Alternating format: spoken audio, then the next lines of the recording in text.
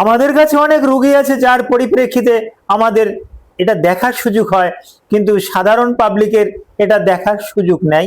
বিশেষ করে আমাদের কাছে প্রচুর ছেলে পেশেন্ট আসে, তার স্ক্রুটাম বা অন্ডকোষে এখানে কিছু ক্যালসিনোফিল কিউটিসিস কিউটিসিস জমে ওটা আকারে বড় হয়ে যায় এবং ছোট ছোট নুডুল তরল এবং ছোট ছোট টিউমার নরম এরকমের দেখতে আমরা পাই।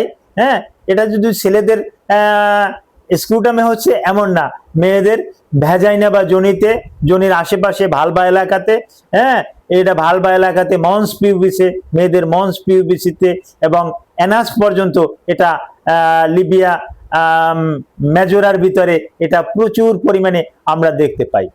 এটাকে ক্যালসিনোফিল কিউটিসিস আমরা বলে থাকি।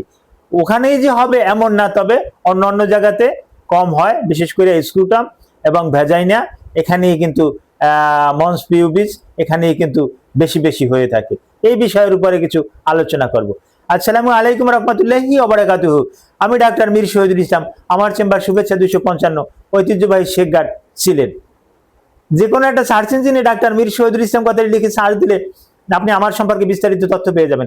দর্শক শ্রোতা, আলোচনা করব ক্যালসিনোফিল কিউটিসিস বা কার্টিস, এটা বলে ক্যালসিনোফিল কিউটিসিস বা কার্টিস।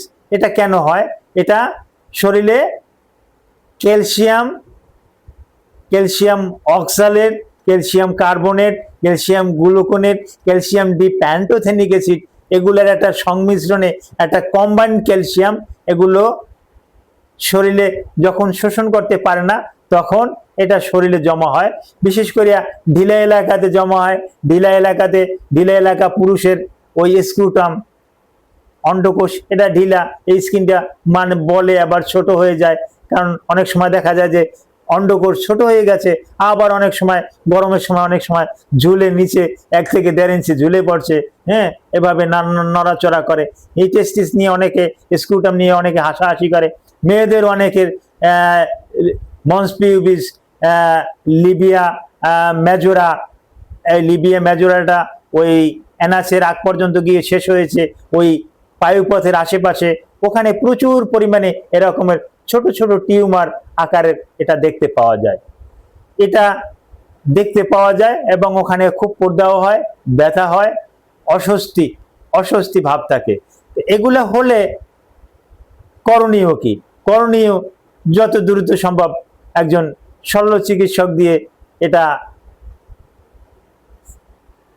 অপারেশন করা অতি উত্তম। কিছু চিকিৎসা আছে, ম্যাগনেসিয়াম, কিছু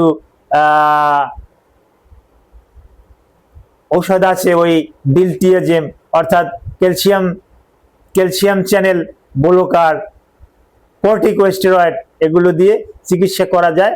তবে এটা হসপিটালে চিকিৎসা করাটাই অতি উত্তম। Thank you all.